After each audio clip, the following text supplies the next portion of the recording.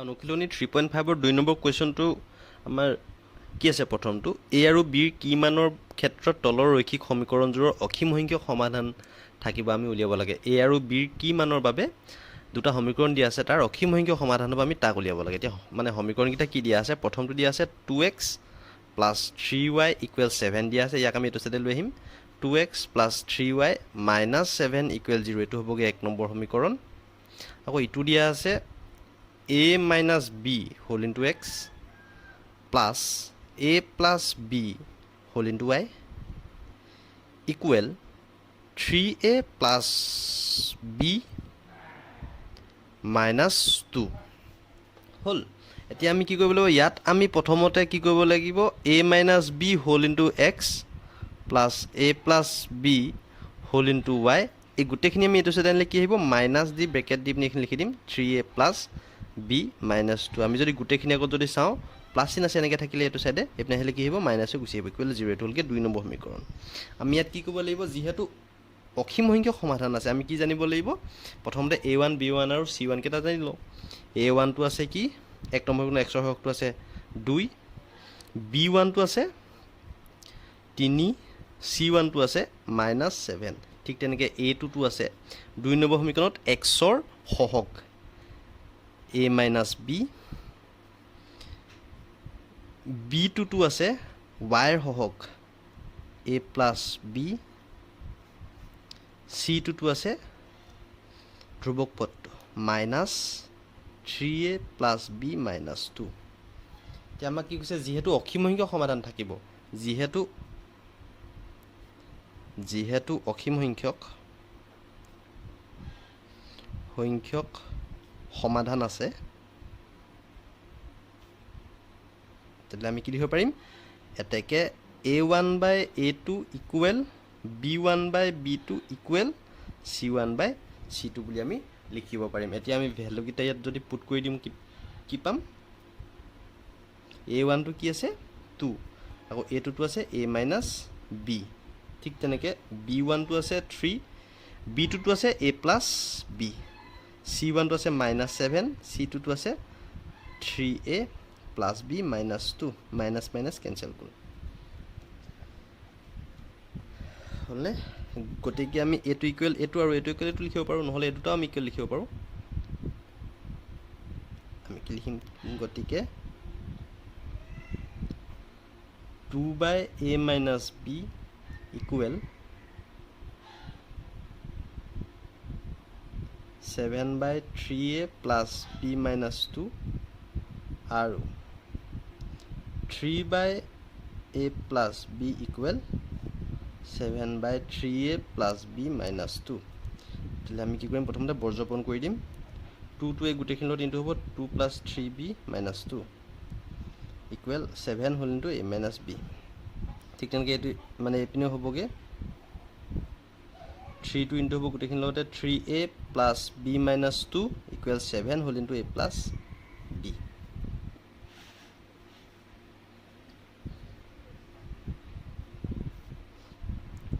এতিয়া আমি কি কৰিম 3 দুগুণ 6a plus 2b minus 2 দুগুণ 4 equal 7a minus 7b এটো আমি কৰিলে কি পাম 6a plus 2b minus 4 এপিনে হলে 7a plus 7b equal 0 কি হতিলে এটো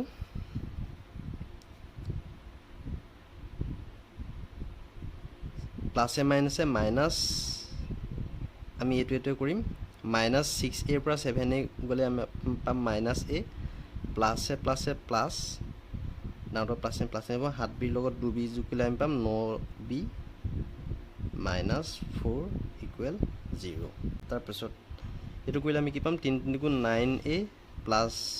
3b minus 3 দুগুণ 6 equal 7a plus 7b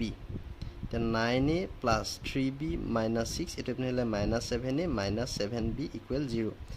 9a পৰা 7a plus a minus a minus কৰিলে আমি পাম 2a plus a minus a minus যাওতে minus a minus দিন 7b পৰা 3b গলে পাম আমি 4b minus 6 equal 0 এতিয়া আমি কি কৰিম এইটো আমি 1 নম্বৰ সমীকৰণ দি দিলোঁ আৰু এইটো দিলোঁ মই 2 নম্বৰ সমীকৰণ। তাৰপিছত আমি কি কৰিম, প্ৰতিস্থাপন পদ্ধতিয়ে কি লিখিম, 1 নং সমীকৰণৰ পৰা 1 নং সমীকৰণৰ পৰা আমাৰ কি ওলাব, -a plus 9b minus 4 equal 0 আছিলে। এইটো কি আমি -a ইকুৱেল -9b প্লাছ 4 হওক, মানে আমি সমান চিহ্ন সোঁহাতে লৈ গ'লোঁ। কি হ'ব দিলে a ইকুৱেল কি হ'ব, মাইনাছটো এইপিনে গ'লে -9b প্লাছ 4, কাৰণ মাইনাছটো এইপিনে আছিলে এইপিনে গ'লগৈ, এইটো মাইনাছ ইয়াত গুচি গ'লগৈ। a ইকুৱেল কি হ'বগৈ, মাইনাছে প্লাছ 9b মাইনাছে প্লাছে -4, এই ভেলটো এইটো বুলি, এইটো হ'লগৈ 3 নং সমীকৰণ। আমি কি কৰিম এতিয়া, a ৰ মান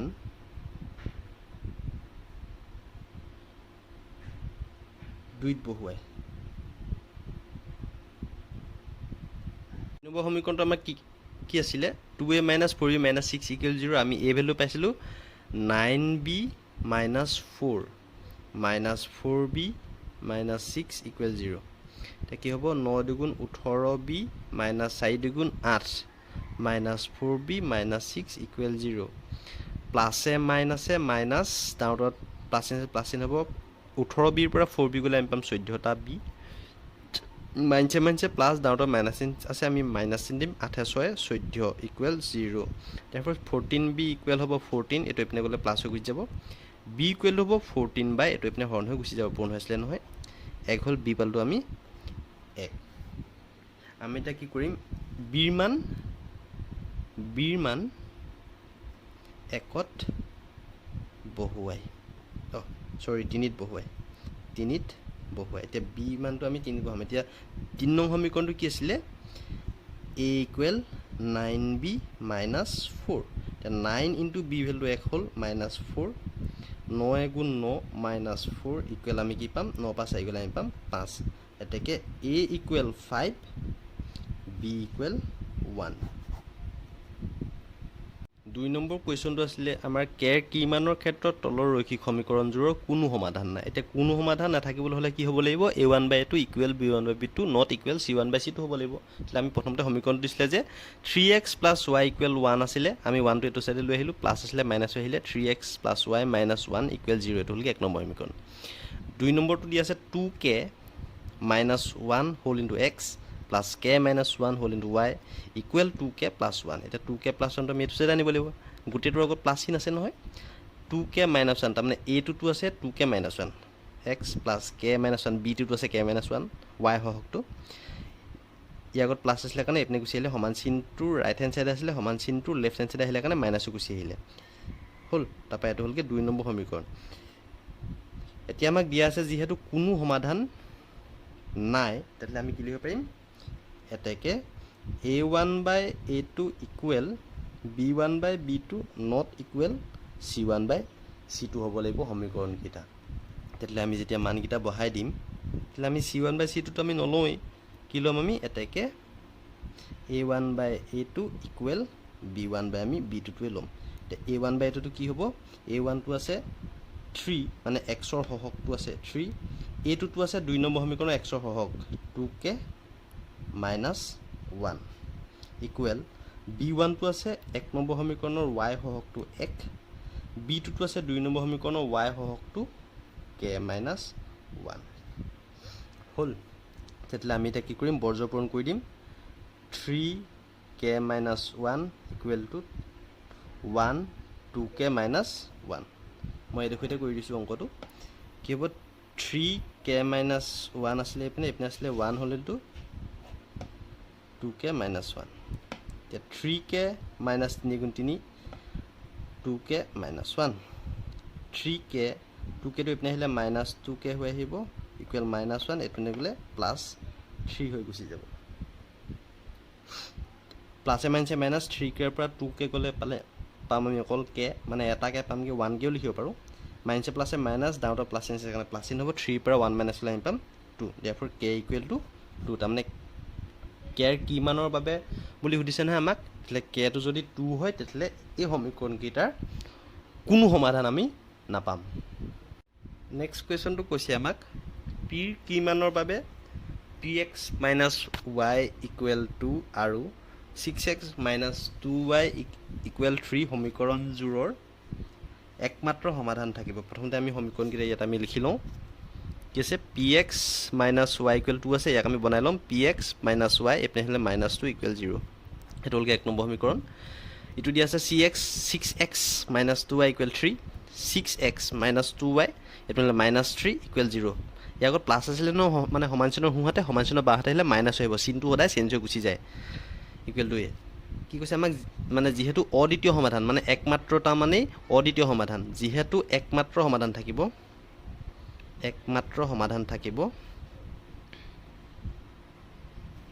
থাকিব এতেকে আমি কি লিখিম a1/a2 not equal b1/b2 হয়নে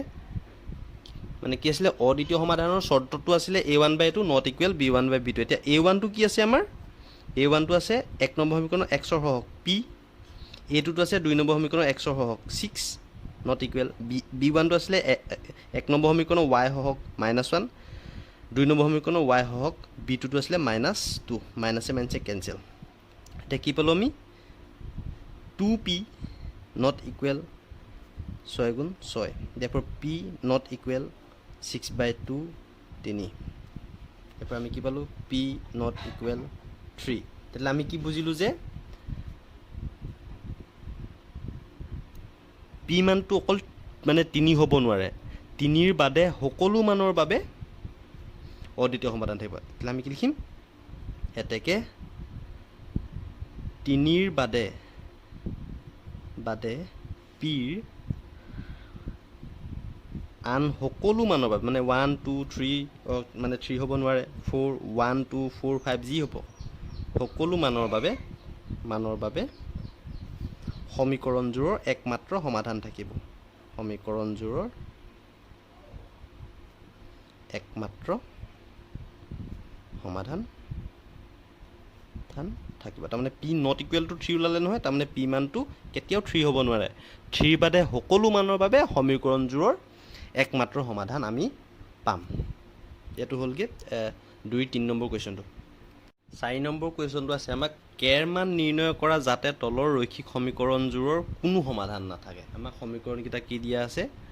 3k plus 1 whole into x plus 3y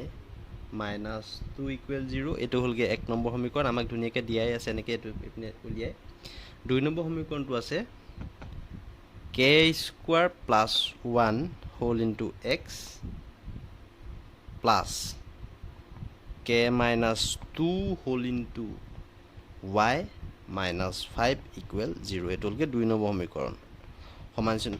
চিনৰ হুহাতে সদায় শূন্য থাকিব লাগে তে ইয়াত a1 টো কি আছে x ৰ সহগ এটো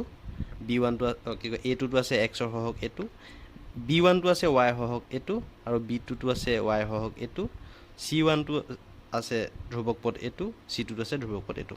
তে আমাক কি কৈছে যেহেতু কোনো সমাধান নাথাকে কোনো সমাধান নাই এটাকে আমি কি লিখিব পাৰিম a1/a2 equal b1/b2 not equal c1/c2 হল যেহেতু এটো not equal আছে ইয়াক আমি নিলিখো আমি কি লিখিম ডাইৰেক্ট a1/a2 equal b1/b2 টো লিখিম তে a1 টো আমাৰ কি আছে 3k plus 1 a2 টো আছে k square plus 1 b1 টো আছে আমাৰ y হওক 3 b2 টো আছে k minus 2 আমি এটা কি কৰিম এটো বৰ্জ্য পূৰণ কৰি দিম কি হ'ব তেহলে 3k plus 1 whole into k minus 2 3 whole into k square plus 1 એટલે 3k k into কে আমি কি পাম 3k square plus 1 to k lot কইলে আমি পাম 1k অকল k লিখিলে হয় প্লাসে মাইনাসে minus 2 to 3k lot 3 to jar 6k প্লাসে মাইনাসে minus 2 গুণ 2 এপনে হ'ব 3 to k square 3k square plus 3 গুণ 3 এটা চাচোন ইয়াটো 3k square আছে ইয়াটো 3k square আছে দুইটা ক্যান্সেল যাবগে কাৰণ এটো ইপনে হলে মাইনাস আহিব নহয় ইয়াগত প্লাস চিহ্ন মাইনাস চিহ্ন আহিব তে প্লাসে মাইনাসে মাইনাস হলে 3k square বা 3k square মাইনাস কৰিলে আমি 0 পামগে সেইটো কাৰণে আমি তাতে কাটি দিলো এতিয়া প্লাছে মাইনাছে মাইনাছ ডাঙৰ লগত মাইনাছ চিন আছে আমি সেইটো কাৰণে মাইনাছ চিন দিম 6k পৰা 1k গ'লে আমি পাম -5k ইকুৱেল 3 আছে 3 2 এপিনে গ'লেগে মাইনাছ চিন আছে 3 চলে গ'লেগে +2 হৈ গুচি যাব মই ইয়াতে কৈ দিছোঁ কি পালোঁ আমি -5k equal 3 2 5 therefore k equal কি হ'ব +5 by -5 এইটো কেনচেল হৈ কি হ'ব k equal to -1 therefore k equal to -1 ৰ বাবে সমীকৰণটোৰ কোনো সমাধান আমি নাপাওঁ 5 নম্বৰ কুৱেশ্যনটো আছে আমাৰ m ৰ মান নিৰ্ণয় কৰা যাতে তলৰ সমীকৰণটোৰ অসীম সমাধান থাকে আমাক সমীকৰণটো কি দিয়া আছে mx + 4y ইকুৱেল m-4 ইয়াক আমি আগে মানে এইটো সাইডে আনি লওঁ mx + 4y - m-4 ইকুৱেল 0 এইটো হ'লগে 1 নম্বৰ সমীকৰণ এইটো তাৰমানে ধ্ৰুৱক পদ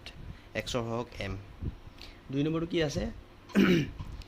16x + my ইকুৱেল m ইয়াক আমি এইটো সাইডে আনি ল'ব লাগিব 16x +